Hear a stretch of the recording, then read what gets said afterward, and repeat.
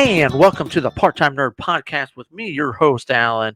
And joining me today is, that's right, nobody yet again. I'm flying solo, rolling through Doom Patrol Season 3, Episode number 2, Vacay Patrol.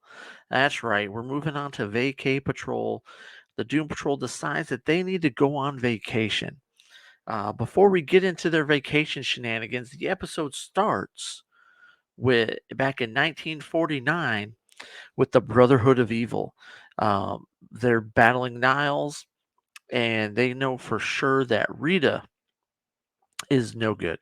They need Rita eliminated, so they bring on Gargalax the Decimator and send him to a resort and say, when you see her, showing them a picture of Rita, eliminate her without prejudice. She needs to be terminated at all cost.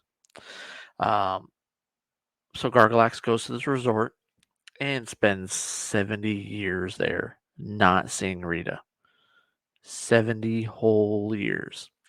Meanwhile, back at the manor, Trainer's not there. He's gone off to space. Rita continues her meltdown and essentially loses shape. Hurries up, jumps into a pot, and she's essentially like a bowl of just mush herself. It's just her face there on top. And she says, "Hey, we've got to go on vacation, guys. This is what we got to do." She's talking to Cyborg, who has helped Roni escape as she was trying to do something, and the FBI, the NSA, everybody finds out about it. Reaches out to his dad there at Star Labs, and they're not happy about it, and so they shut down his whole computer side of him. Not that that side doesn't work, but his connection with the computers and stuff. So he's completely lost that. His eyes gone from red to blue. He's essentially a normal person now. Meanwhile, Cliff is going through his own crap. Cliff is dealing with brain issues. We're guessing there's nothing wrong with his body physically. His hand, he keeps losing control of it. He's essentially living with his daughter now. His daughter and her wife taking care of the grandbaby.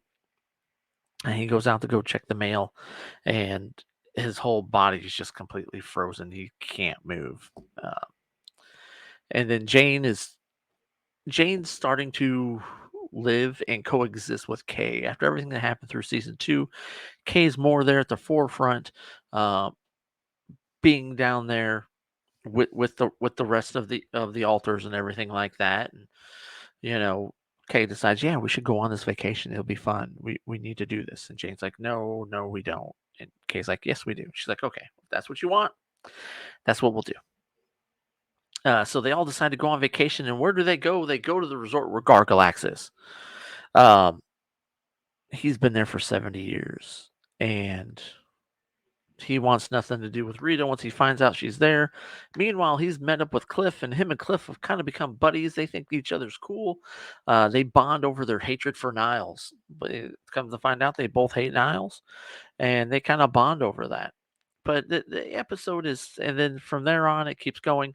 But I enjoyed this episode, had fun with it because it's each character is dealing with, they're starting to deal with their issues and trying to deal with their problems, but a little bit in their own way, not the way that a healthy person would deal with them.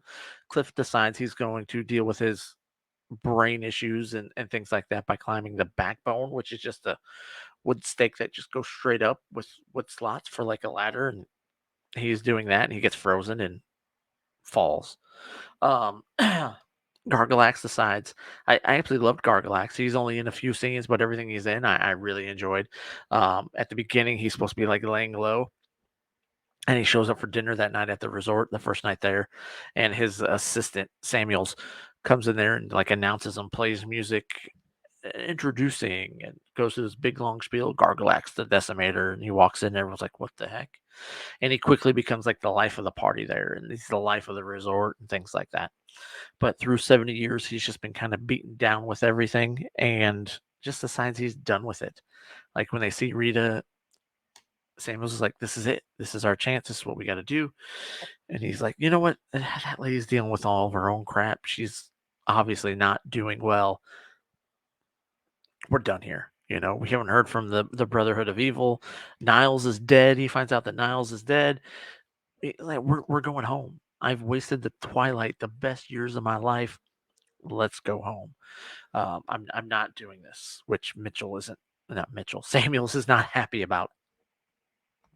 But the whole group, they kind of get into it with each other over them dealing with their own stuff, and they all go off on their own to come back to a nice little dancing montage with Forever Young playing, and leading you to believe that everything's going to be okay and everything's kind of being working out. Gargalax decided he's not going to kill Rita. Um, they come back, have a few drinks, and have a nice little group dance. Life is good, and then Gargalax comes busting in the door, telling them to run, only to be shot in the back by Samuels, that backstabber. And then he proceeds to kill everybody else. And the episode ends with them all dead, or you think them all dead, which they are. But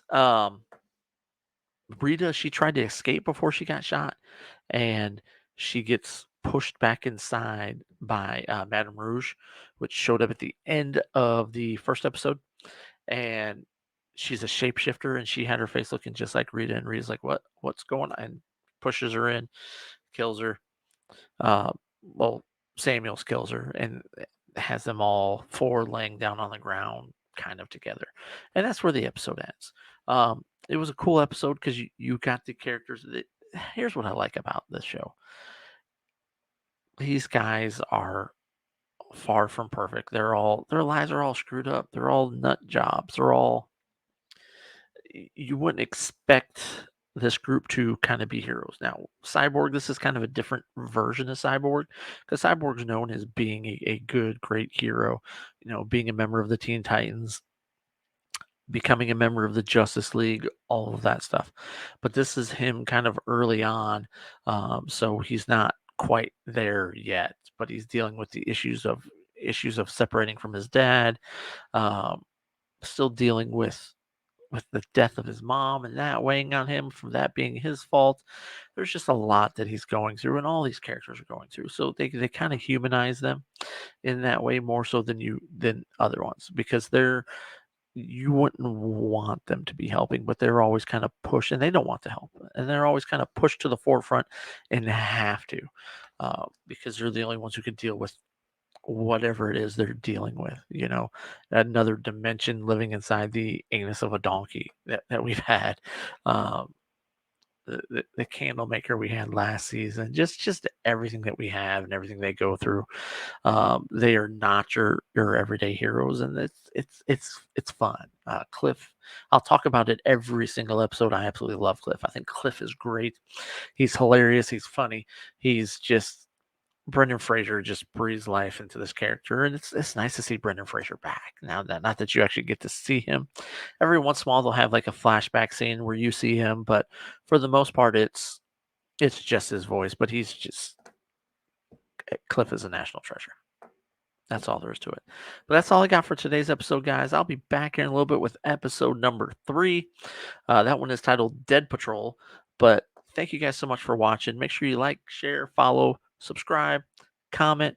I take all comments. Good, bad, ugly, whatever. You want to tell me how much I suck? Cool. I'm all right with that. Thank you for watching. And until next time, deuces.